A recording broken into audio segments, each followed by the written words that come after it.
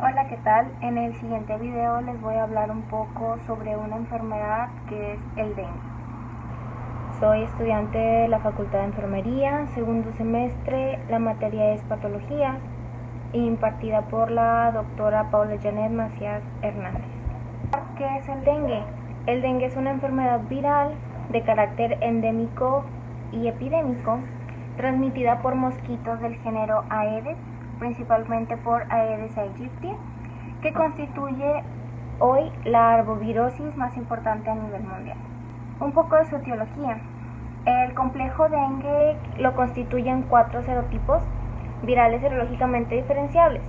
Está el dengue 1, 2, 3 y 4, que comparten analogías estructurales y patogénicas, por lo que cualquiera puede producir las formas graves de la enfermedad, aunque los serotipos 2 y 3 han estado asociados a la mayoría de los casos graves y los fallecidos. Se ha hablado de un posible quinto serotipo, el dengue F5, pero su existencia todavía está un poco controvertida.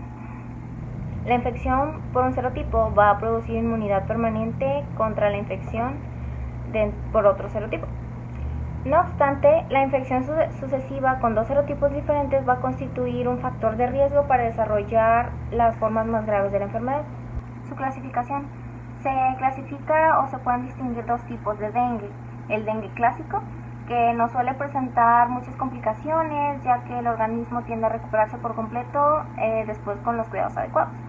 Y por otro lado tenemos el dengue grave, que antes era conocido comúnmente como dengue hemorrágico, cuyo periodo de incubación es de entre 5 y 8 días aproximadamente, y es una manifestación más grave y puede causar incluso la muerte del paciente, porque puede afectar, algunos de los síntomas van a ser taquicardias, dolor de los huesos, las hemorragias, que es lo más característico, por eso le llaman dengue hemorrágico.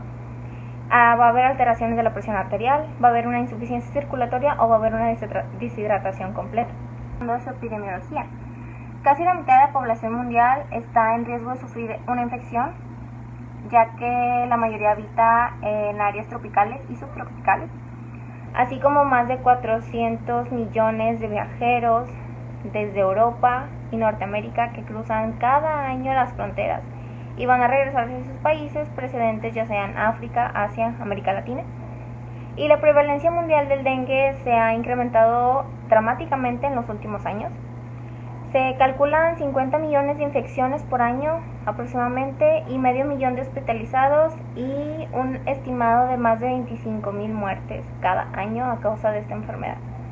La incidencia, que está registrada por la Organización Mundial de la Salud, la OMS, señala que en las últimas décadas ha aumentado enormemente la incidencia de el dengue en el mundo. Según las estimaciones, se producen 390 millones de infecciones cada año, de los cuales se manifiestan clínicamente 96 millones, porque el resto es asintomático en la mayoría de los casos.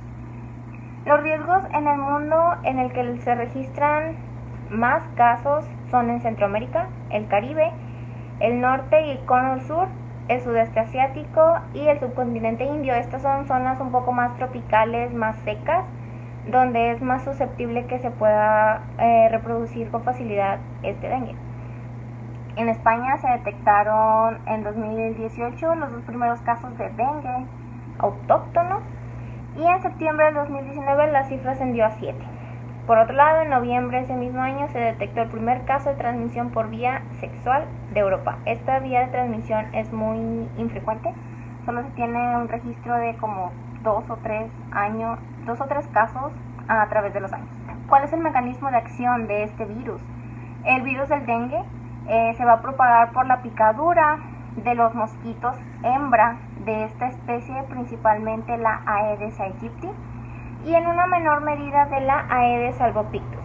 Empieza como el vector, el dengue, luego va a depositar los huevecillos, luego se va a convertir en una larva, luego va a ser una pupa y después va a terminar otra vez convirtiéndose en un mosquito perfecto para seguir propagando el virus. Un poco de su fisiopatología.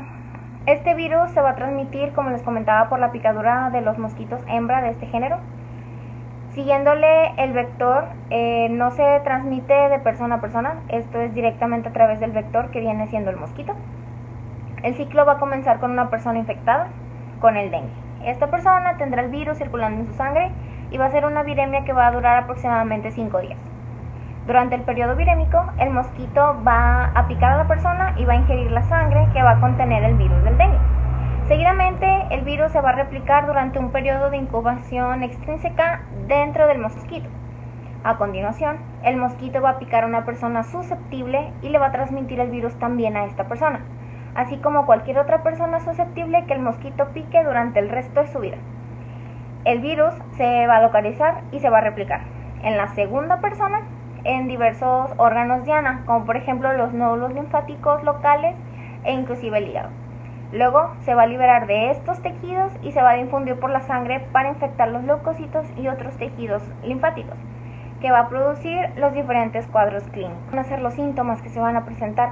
Los síntomas del dengue más común, conocidos como trancazo o fiebre quebrantahuesos o fiebre dengue, van a aparecer en un periodo después de 4 a 7 días después de la picadura. Se van a presentar como fiebre, dolor de los huesos, dolor de cabeza intenso, más que nada en la zona de la frente. Va a ser dolor en los ojos y se va a incrementar al momento en que va a mover los ojos el paciente. Va a haber erupciones de la piel.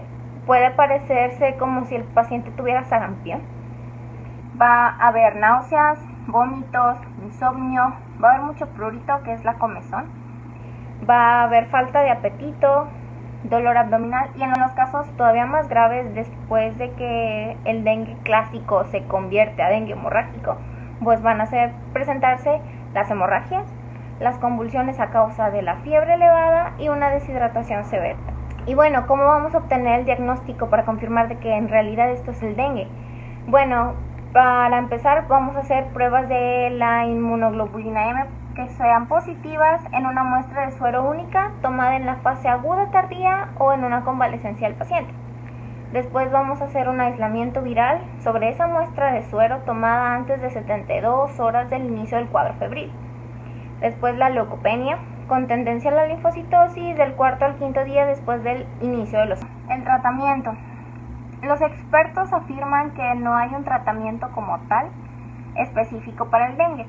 No obstante, es esencial la asistencia médica por parte de médicos y enfermeras a la vez, ya que tienen experiencia con estos efectos y cómo va a ser la evolución de la enfermedad, para poder evitar el riesgo de perder más vidas y tratar de salvarlas y que la enfermedad no evolucione lo suficiente. Lo cual va a ser básico para este tratamiento va a ser una buena hidratación, el reposo. Se recetan medicamentos muy simples, más que nada para bajar la fiebre y quitar los dolores tanto corporales como de cabeza, como el paracetamol, el ibuprofeno, la aspirina. También se puede tratar checando la presión cardíaca. En términos generales, pues se toman antiinflamatorios, antipiréticos y reposo. Y en las formas ya más graves, si hay un reporte de desequilibrio electrolítico, si hay una hemorragia, pues se atienden directamente esa sintomatología. Ya sea una transfusión de sangre, o el control de las plaquetas. Algunas de las complicaciones que podemos observar en esta enfermedad es que la prevención.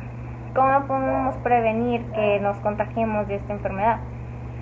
Hay que usar ropa que cubra la mayor parte del cuerpo, no exponernos a las picaduras de los mosquitos, usar repelente contra mosquitos, usar un pabellón o tela que cubra las camas, los cuartos, las ventanas, las famosas mosquiteras, instalar mosquiteras y puertas, evitar que se acumule basura, no dejar recipientes donde se acumule agua, lavar constantemente los contenedores de agua que tengamos fuera de nuestro hogar, utilizar larvicidas en contenedores para eliminar las larvas de los moscos, así como usar insecticidas especiales para eliminar el mosco en su fase adulta.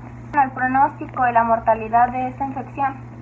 Pues la infección causada por el virus del dengue puede curarse de forma sintomática y cuando se expresa con un espectro amplio, pues incluye las infecciones graves y no tan graves. Y la OMS calcula que cada año son hospitalizadas alrededor de 500,000 personas con dengue grave en el mundo. con una tasa de letalidad en torno al 2.5%. No obstante, muchos países han logrado reducir la mortalidad al menos del 1%. ¿Cuáles van a ser las intervenciones por parte de enfermería? Para empezar, en el dengue clásico. En el dengue clásico vamos a hacer un control de signos vitales de cada 4 a 6 horas y registrarlos.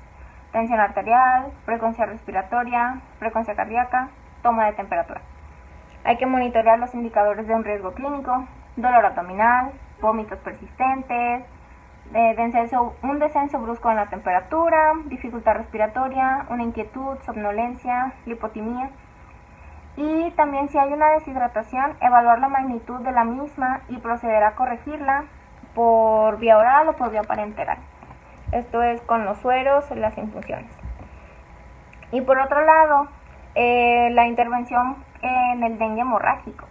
Hay que hacer lo mismo, un control de signos cada 2 horas y registrarlos. Presión arterial, frecuencia cardíaca, frecuencia respiratoria, temperatura. Hay que monitorear los signos de alarma, igual que con el dengue clásico, el dolor abdominal, vómitos persistentes, dificultad respiratoria, inquietud, somnolencia. Si no hay una deshidratación y se tolera la vía oral, hay que ofrecer líquidos abundantes o sales de rehidratación oral. Hay que mantener una vena canalizada con una solución de lactato de Ringer. Y si no se tolera la vía oral y no hay deshidratación, hay que administrar líquidos de requerimientos normales. Utilizar las soluciones de Ringer o una solución salina si hay una deshidratación. Si la deshidratación es moderada en niños, se prescribe cierta cantidad